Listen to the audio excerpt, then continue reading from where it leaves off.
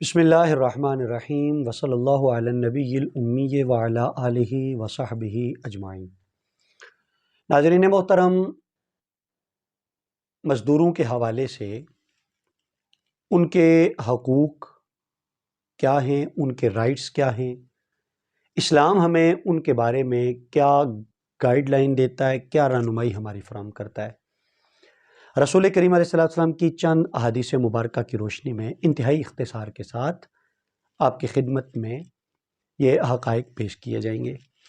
سب سے پہلے بخاری شریف کے حوالے سے ایک حدیث پاک، حضور علیہ السلام نے ارشاد فرمایا کہ یہ جو تمہارے ماتحت ہیں، جو غلام ہیں، اگرچہ حدیث مبارکہ کا جو باب ہے وہ غلاموں سے متعلق ہے، لیکن محدثین نے اس سے یہ استدلال کیا کہ غلاموں سے مراد ہر وہ جو آپ کے ماتحت ہے، چاہے وہ آپ کا ملازم ہے،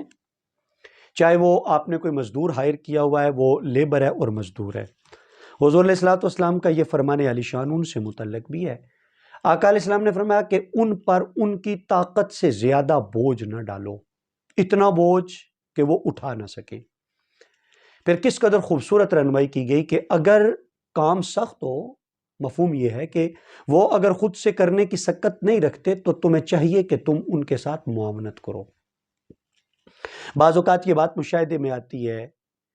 کہ مزدور ہائر کرنے والا وہ یہ سمجھتا ہے میں نے تو مزدوری دینی ہے، اور وہ بعض اوقات دو دو بندوں کا کام وہ ایک ایک سے لے رہا ہوتا ہے۔ سختی سے رسول کریم علیہ السلام نے اس چیز سے منع فرمایا۔ ویسے بھی اسلام ہمیں یہ فکر دیتا ہے کہ دوسروں پر اتنا ہی بوجھ ڈالا جائے جتنا بوجھ کل خود اٹھانے کی ہم سکت رکھیں۔ دنیا میں بھی تو حالات پلٹا کھا سکتے ہیں۔ آج کا افسر کل کا ماتحت ہو سکتا ہے، آج مزدور ہائر کرنے والا کل خود مزدور بن سکتا ہے، اور اگر یہاں نہیں تو قیامت والے دن تو حساب اور کتاب دینا ہے۔ اس لیے یہاں پہ دوسروں پہ اتنا بوجھ ڈالا جائے کہ جتنا کل وہاں پر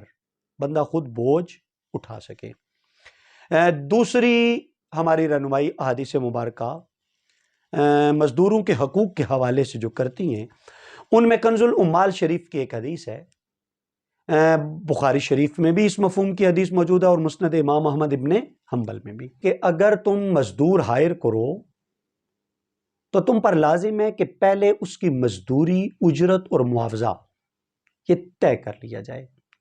بعض اوقات ایسا ہوتا ہے کہ بھئی مزدور کو لایا جاتا ہے، کام پہ لگا دیا جاتا ہے، وہ بیچارہ جان مارتا ہے، محنت کرتا ہے، مشقت کرتا ہے، شام کو جب مزدوری دینے کی باری آتی ہے تو اس پر تنازع کھڑا ہو جاتا ہے، کلیش کی کیفیت بن جاتی ہے، مزدور کچھ اور مزدوری مانگ رہا ہوتا ہے اور دینے والا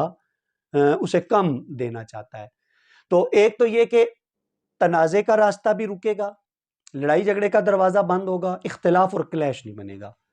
اور دوسرا یہ کہ وہ مزدور بھی زیادہ خوش دلی کے ساتھ کام کرے گا، اسے ایک منزل سامنے نظر آئے گی کہ مجھے شام کو اتنی مزدوری ملنی ہے۔ تو یہ اسلام نے ہمیں رہنمائی فراہم کی کہ ان کی مزدوری، ان کا معاوضہ طے کر دیا جائے۔ آقا علیہ السلام کی حدیث مبارکہ کہ اذا استاجر احدکم اجیرا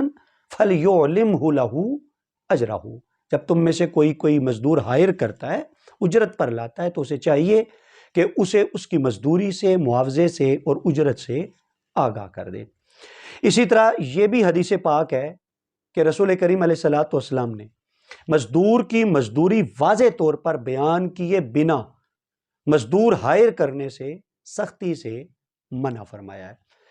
اچھا، یہ دوسری بات ہم نے عرض کی۔ تیسری بات، اسلام نے ہمیں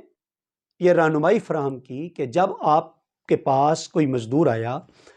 اس نے محنت کی، اس نے کام کیا، اس نے مزدوری کا حق ادا کر دیا، اب وہ اپنا حق ادا کر چکا، اب آپ پہ لازم ہے کہ آپ اس کا حق ادا کریں۔ اس نے محنت کی، آپ اس کو معاوضہ دیں۔ اب معاوضہ کب دیں؟ بعض اوقات لوگ معاوضہ دینے میں بھی کئی دفعہ مزدور روتے دیکھے گئے آنسوؤں کے ساتھ، اس بات پر کہ میں نے محنت کی ہے، میں نے مزدوری کی ہے، اور میرا ٹھیکیدار یا میرا کارخانے دار وہ ہمیں مزدوری نہیں دے رہا، وہ تاریخوں پہ تاریخیں دے رہا ہے، وہ لٹکائے چلے جا رہا ہے۔ تو رسول کریم علیہ تحیۃ وثناء نے اس حوالے سے مشہور زمانہ آپ کا قول مبارک ہے، آت الاجیر اجرہ قبل ان یجف عرقہ، او کما قال النبی صلی اللہ علیہ وسلم، کہ مزدور کو اس کی مزدوری ادا کرو اس کا پسینہ خشک ہونے سے پہلے۔ یہ رسول کریم علیہ الصلوۃ والسلام ہی کی حدیث مبارکہ ہے، آقا علیہ الصلوۃ والسلام ہی کا فرمان علی شان ہے۔ یہاں ہمارا سر فخر سے بلند ہو جاتا ہے یہ بات بیان کرتے ہوئے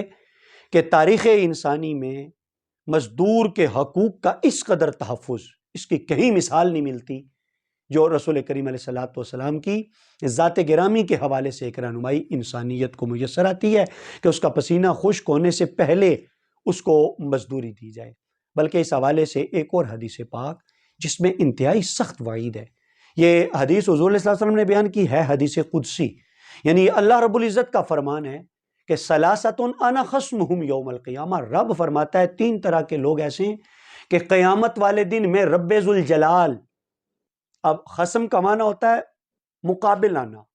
میں بذات خود ان کے سامنے کھڑا ہوں گا، یعنی ان کے مقابل کی حیثیت سے، اور انہیں سخت سزا دوں گا، اس کا یہ معنی بھی کیا جا سکتا ہے۔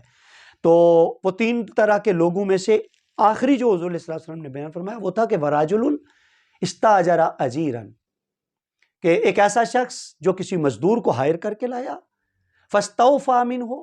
مزدور نے تو اپنا کام پورا کر دیا لیکن ولم یعط اجرہ، اب وہ جو مزدور ہائر کرنے والا ہے وہ اس کے کام پورا ہونے کے باوجود وہ اس کو اس کی اجرت نہیں دے رہا، وہ اس کو اس کا معاوضہ نہیں ادا کر رہا، وہ مزدوری نہیں اس کو ادا کر رہا، تو خالق کائنات نے فرمایا کہ قیامت والے دن میں بذات خود اس کا خصم ہوں گا، کا مطلب یہ ہے کہ اس مزدور کی طرف سے رب فرما رہا ہے میں خود جھگڑنے والا ہوں۔ اللہ تعالی ہم سب کو زندگی اسلام کے اصولوں کے مطابق گزارنے کی توفیق عطا فرمائے۔